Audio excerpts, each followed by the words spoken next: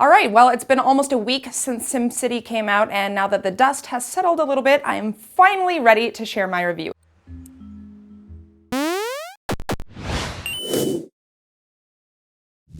It doesn't take a genius to see that the launch of SimCity has been a complete and total disaster.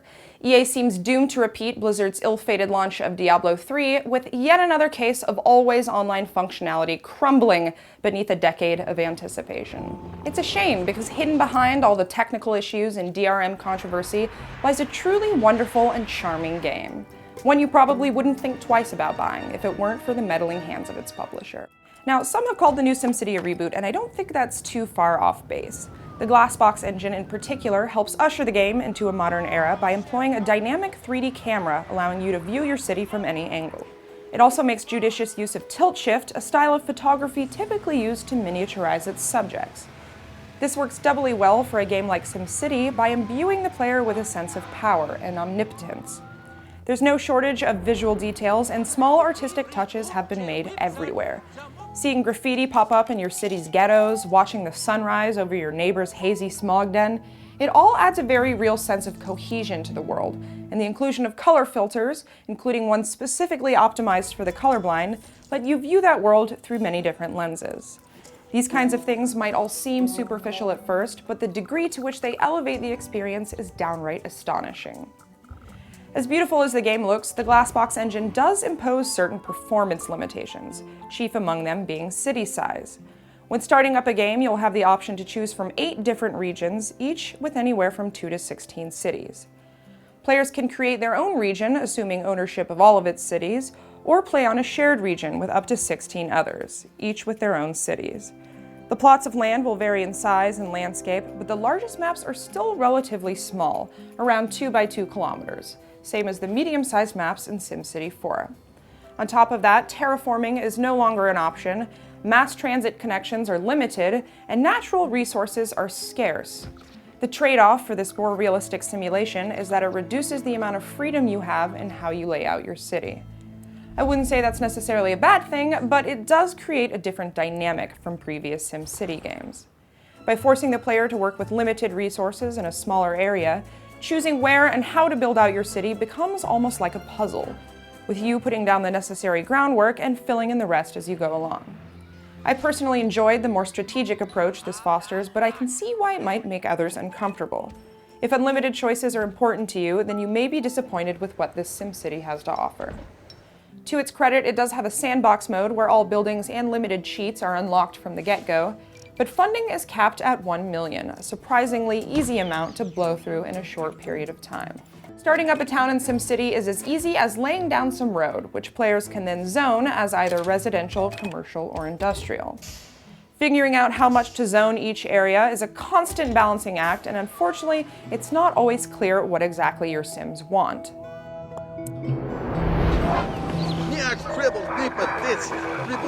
In addition to the obvious upgrades, many of SimCity's underlying systems have also been given a major overhaul.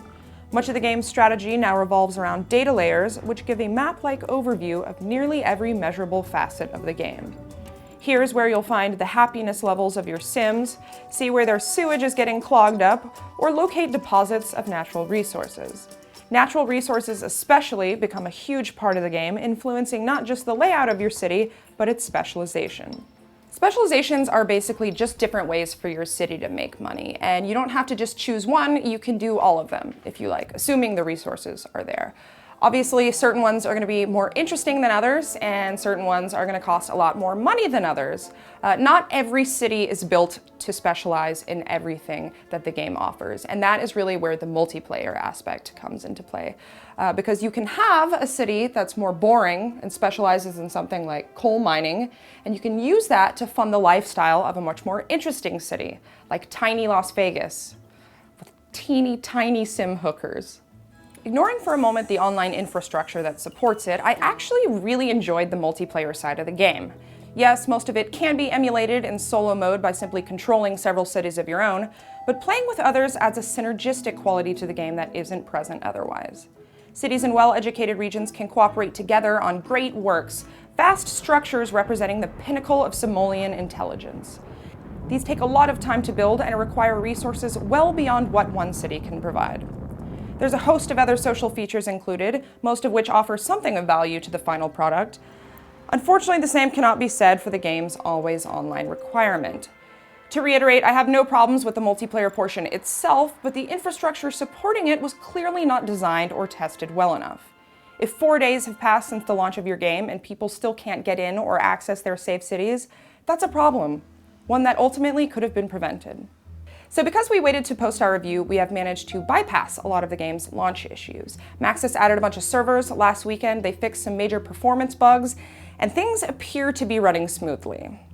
Now, because of that, and because of the fact that 7 days of the launch period is a relatively short amount of time in comparison to the lifespan of this game, I will not be taking the specific launch issues into consideration for this review. What I will be factoring in is the root cause of those issues, the need for a persistent internet connection. Now, obviously, there's an added emphasis on multiplayer here, but there's also no logical reason to justify needing an internet connection if you're just playing in solo mode. There's literally no need for it whatsoever.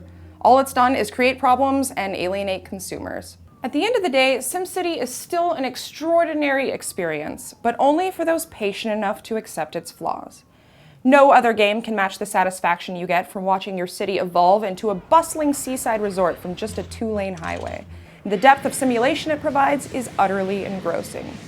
It may not be the SimCity you grew up with, but it's still well worth your time. I give it a 4 out of 5.